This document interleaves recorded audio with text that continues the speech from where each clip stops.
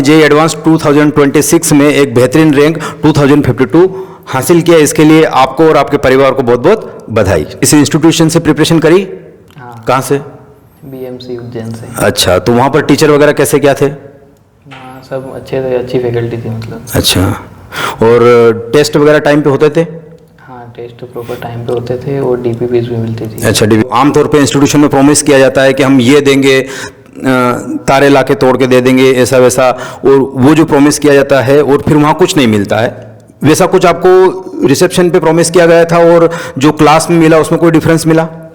नहीं, ऐसा नहीं था, जो प्रॉमिस किया था उससे अच्छा ही मिला मतलब। चलो, वेरी गुड, है ना। यस, जो जेईई मेन आपने दिया था, उस जेईई मेन में स्कोर मान के लो काफ़ी कम था, तो ये एक साल की जर्नी में ऐसा करिश्मा कैसे किया कि तुमने जेईई मेन में भी, है ना, अच्छा परसेंटाइल किया, और उसके बाद जो कि जेईई एडवांस का, जो कि इंडिया में नहीं बल्कि एशिया में टफ एग्जाम मानी जाती है, और उसमें इतना स्कोर कैसे किया? यहाँ टीचर की स्ट्रेटेजी और आप कितने सेल्फ स्टडी कितने टाइम करते थे यहाँ पर रुक कर? 4 घंटे तो क्लास हो जाती थी। हाँ, और 5-6 घंटे में खुद पढ़ लेता था मतलब। अच्छा, रुक के भी पढ़ लेता था 3-4 घंटे। हाँ, घर पे बाकी।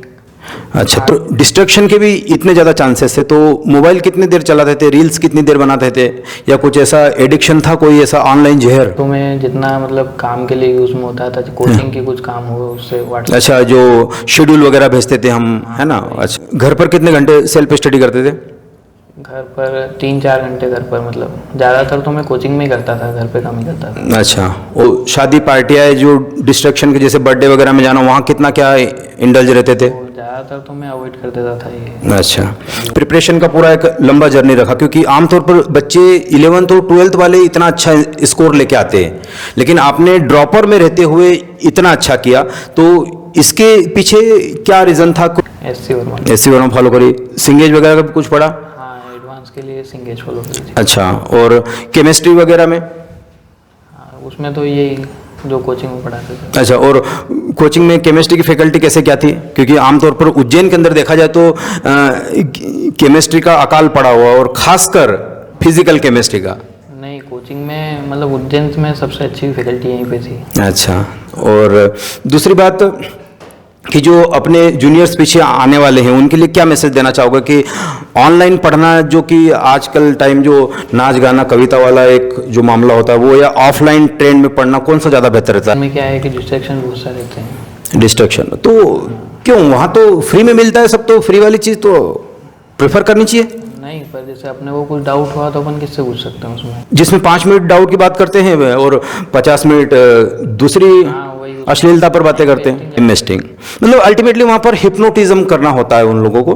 ऑनलाइन प्रेफर करना चाहिए जो कम पैसों का भी है ना, वो कि ऑफलाइन का? ऑफलाइन ही प्रेफर करना चाहिए, क्योंकि जब पैसों के ज़्यादा मतलब वो साल भी तो बिगड़ता है फिर उनका। साल बिगड़। और अब तो एक और ये हिप्नोटिज्म आ गया, चैट जीपीटी जैसे अपन देखते हैं, तो चैट जीपीटी बोलता, दावा करता है कि मैं तो स्वर्ग से भगवान को भी उठाकर ला सकती हूँ, वैसा उनका दावा। तो क्या वो सही? क्वेश्चन के 2-4 एआई से पूछोगे क्वेश्चन, सब अलग अलग ही बताएंगे वो। एग्जैक्टली, बहुत सही। हाँ, वो कंफ्यूज करने का काम करते हैं वो। हाँ, डिस्ट्रक्शन का, जबकि 11th 12th में अगर मैं पढ़ता तो आज 2000 की जगह मेरी 200 रैंक होती, है ना। ड्रॉपर बच्चे जो, क्योंकि 2 साल का सिलेबस 1 साल में पढ़ना होता है। ठीक है, थैंक यू। तो क्या आप चाहते हैं कि जो अपने जूनियर वगैरह 11th 12th करे, ज़्यादा बेस्ट रहेगा? हाँ, अगर 11th से करे तो ज़्यादा बेस्ट रहता है, क्योंकि उसमें टाइम मिल जाता है अच्छा खासा बेसिक। हाँ, 2 साल का सिलेबस है। बच्चे और पेरेंट्स दोनों पूछते हैं कि सर हमारा बच्चा पढ़ने में तो बहुत अच्छा है, लेकिन जैसे ही वो एग्जामिनेशन हॉल से बाहर आता है सब कुछ याद आ जाता है, लेकिन एग्जामिनेशन हॉल में पैनिक हो जाता है, घबरा जाता है। तो उस स्ट्रेस को कैसे मैनेज करा? और खासकर जेईई एडवांस में, मेंस में तो चलो ठीक है, तो सब्जेक्ट पहले आता था अच्छा, मतलब जो था स्ट्रॉन्ग था वो मैंने पहले किया। हाँ। कई बार क्या होता है कि जो वीक सब्जेक्ट होता है उसको हम पहले उठा देते हैं, तो और भी मतलब स्ट्रेस हो जाता है अंदर। बहुत बढ़िया। इसलिए जो जल्दी आ जाता है, जो अच्छा सब्जेक्ट हो वो पहले करना चाहिए मतलब। और अच्छे जो क्वेश्चंस पहले आ रहे होते हैं। हाँ, और उन लोगों का, जैसे कि बहुत ज़्यादा जो लोग वन शॉट के चक्कर में रहते हैं कि एक शॉट पढ़ लिया, देख लिया, और वो फिर आइंस्टीन को भी चैलेंज करने की अवस्था में चले जाते हैं, सूडो कॉन्फिडेंस जो देता है आज के टाइम में।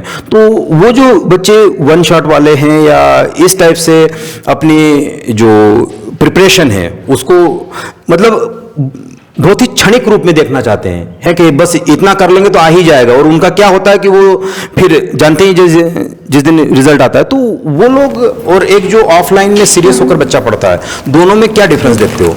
बहुत बड़ा डिफरेंस रहता है, मतलब कि उसमें क्या है कि वन शॉट में उतने ही पढ़ाते हैं वो जितना उनको मतलब रिलेवेंट रहता है, रट के आते हैं जितना हो। एक क्वेश्चन का रिलेवेंट ही वो बताते हैं, उसके हाँ। अलावा कुछ ज़्यादा नहीं रहता उसमें। और ऑफलाइन में क्या है कि पूरा अपने को बेसिक सब पढ़ाया जाता है। हाँ, और प्रैक्टिस का टाइम मिलता है।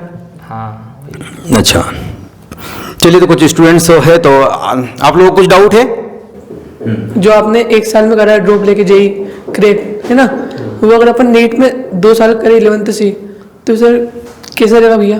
ऑब्वियसली वो मतलब अच्छा ही रहता है अगर 2 साल में अपन करें तो, क्योंकि उससे अपने को प्रैक्टिस में ज़्यादा टाइम मिल जाता है और फिर मतलब एक बेसिक्स अपने अच्छे क्लियर हो जाते हैं। क्योंकि 11वीं में भी अच्छा अपने को 11वीं के साथ फ्लो अच्छा बन जाता है, और 12वीं तो बोर्ड्स होती ही है, तो अपने को उसमें भी अच्छा टाइम मिल जाता है। टेस्ट में अगर मार्क्स कम आते हैं तो उसके लिए डीमोटिवेटिव के लिए क्या करना? ये अपने को उस टेस्ट को छोड़ना नहीं चाहिए, उसको अपने को उसका एनालिसिस देखना चाहिए, उसमें जो कंसेप्ट अपने को नहीं आ रहे हैं वो अपने को देखने चाहिए। मतलब कि जो अपने को नहीं आ रहा है उसको मार्क कर लो, सही है। से पूछो।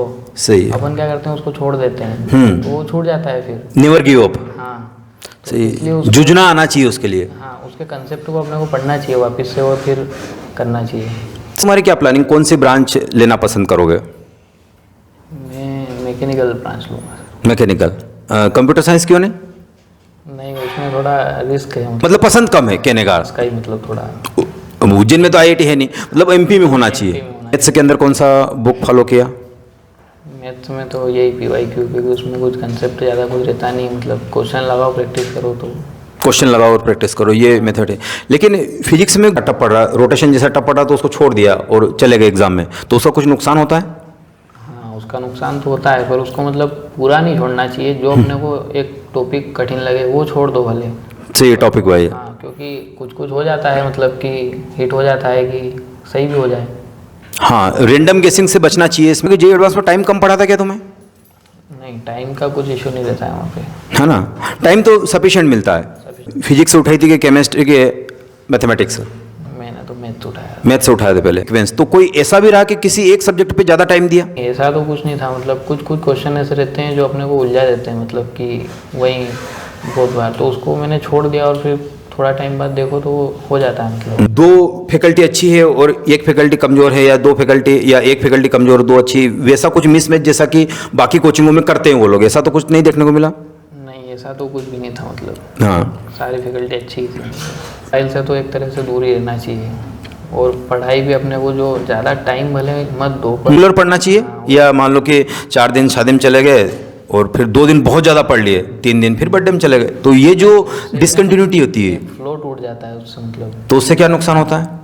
उससे यही नुकसान बहुत सारे होते हैं। जैसे अपन कोई टॉपिक पढ़ रहे हैं तो उसको अपन छोड़ दिया तो वो वापस से तो वो थोड़ी आता है सर फ्लो में। और वापस से अगर फ्लो में लाना है तो फिर उसको 2-4 घंटे पढ़ो अलग से। जो न्यूमेरिकल सॉल्व करने के लिए जो बुक्स लानी चाहिए वो आपने कौन सी परचेज की थी? मैथ्स में तो जो मतलब मॉड्यूल्स वगैरह थे वही, और अधिकतर तो मैं PYQ लगाया। PYQ सब एक ही होते हैं, कोई सी भी बुक लो। लेक्चर अटेंड करने के बाद, क्लास अटेंड करने के बाद, चैप्टर कंप्लीट करने के बाद, क्या बाकी इंस्टीट्यूट जो अपने आप को 30 मार्क बोलते हैं, है ना, उन इंस्टीट्यूशन के मॉड्यूल भी अगर सॉल्व करने बैठे हो तो हो जाते थे या नहीं होते? क्योंकि उनके मॉड्यूल उनके ही टीचरों से सॉल्व नहीं होते हैं, तो वहाँ के बच्चे बेचारे वापस रिपीट करते, कहीं दूसरी जगह भागते हैं, वहाँ सॉल्व करवाते हो। तो ये जो ऐसा मिसमैच जो एक तिलिस्म बना रखा है इन लोगों ने, जो कि कारपोरेट अड्डे हैं, तो उनको कैसे क्या देखते हो कि उनका जो मॉड्यूल है अगर आप सॉल्व करने बैठो तो हो जाता था या आपसे भी नहीं होता था? नहीं, हो जाता था, मतलब अधिकतर तो सब हो जाता था। अच्छा, और तो जो और यहाँ के मॉड्यूल थे वो? यहाँ के मॉड्यूल कम होते थे, मतलब अच्छा, क्या रीज़न था उसमें? लेवल ऑफ क्वेश्चन थोड़ा टफ था? यहाँ का लेवल बहुत ज़्यादा था, मतलब अच्छा था, मतलब अच्छा, और शीट्स और डीपीपी? वो भी ठीक है। सिलेबस कब से स्टार्ट हो जाता है और कितना टाइम लगता है यहाँ पर? फैकल्टी की कैसे क्या है फिर? मेरा तो ड्रॉप ईयर था, तो मतलब दिसंबर एंड तक लगभग सारा हो गया था। कुछ 1-2 टॉपिक थे हाँ, जो फर्स्ट अटेम्प्ट के बाद में हुए, जनवरी अटेम्प्ट के बाद। अच्छा।